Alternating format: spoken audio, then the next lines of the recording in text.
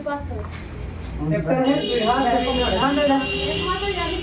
द्विघात समीकरण। जब का मानक रूप होगा वो x square plus b x plus c type का होगा बराबर 0। ठीक है, इसमें हम लोग क्या करेंगे, पहली बात तो इसके गुणनखंड निकालेंगे। तो गुणनखंड निकालने के लिए हम लोग क्या करते हैं, ए और सी की गुणा करते हैं और फिर उसका फैक्टर ऐसे करते हैं कि जो हमें बीच वाला है वो मिल जाए।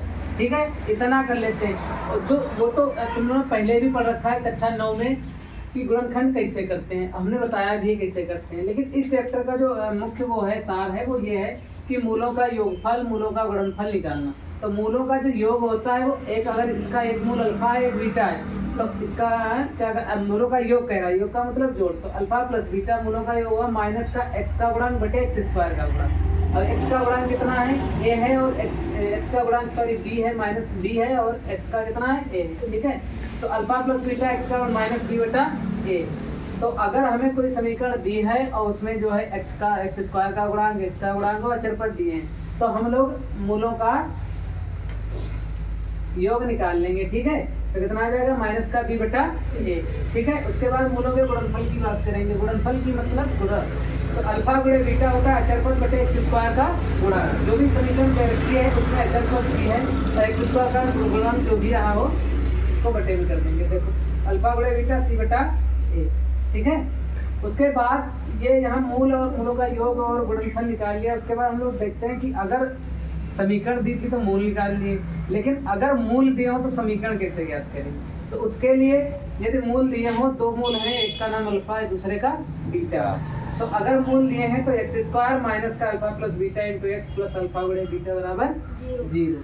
ठीक है, यहीं पे मूलों का योग दिया होगा उसको रख देंगे और मूलों का गुणनफल दिया होगा उसको रख देंगे इसी सूत्र में, और फिर हम लोग क्या है द्विघात समीकरण ज्ञात कर देंगे। ठीक है, दूसरा जो सवाल पूछा जाता है वो ऐसे पूछता है कि कभी कभी क्या होता है, एक मूल दे दिया जाता है दूसरा मूल पूछ लिया जाता है। तो अगर एक मूल दिया है और दूसरा पूछ रहा है तो हम इससे भी निकाल सकते हैं कि मूलों का योगफल alpha plus beta minus b बटा है, क्योंकि समीकरण दिया हो तो उसका एक मूल दिया होगा। और जो भी जैसे मान लो अल्फा दिया है तो यहाँ से हम बीटा निकाल लेंगे, या बीटा दिया है तो यहाँ से हम अल्फा निकाल लेंगे। इसमें थोड़ा कैलकुलेशन ज़्यादा करनी पड़ेगी, इसलिए हम लोग क्या करते हैं, ये वाला भी सूत्र लगा सकते हैं कि अल्फा गुणे बीटा बराबर सी बटा है।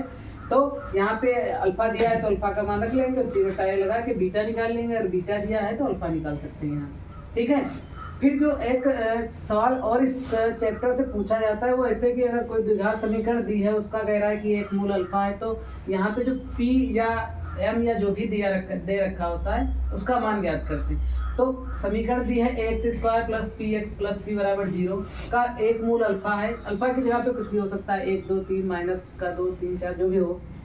फिर कह रहा है कि p का मान ज्ञात कीजिए। तो p का मान ज्ञात करने के लिए जो भी वैल्यू हमें दी है वो हम x के स्थान पर रख देंगे और इस समीकरण को सॉल्व कर लेंगे तो p का मान निकल आएगा। जिससे एक उदाहरण में लिया है x square plus p x plus 5 बराबर 0 का एक मूल -1 है, तब कह रहा है कि p का मान ज्ञात कीजिए। तो इस वाले समीकरण में जो दिया है x square plus p x plus 5 बराबर 0, इसमें हम x बराबर कितना रख देंगे, -1। तो -1 रखेंगे तो माइनस का x square plus P into -1 plus 5 बराबर 0।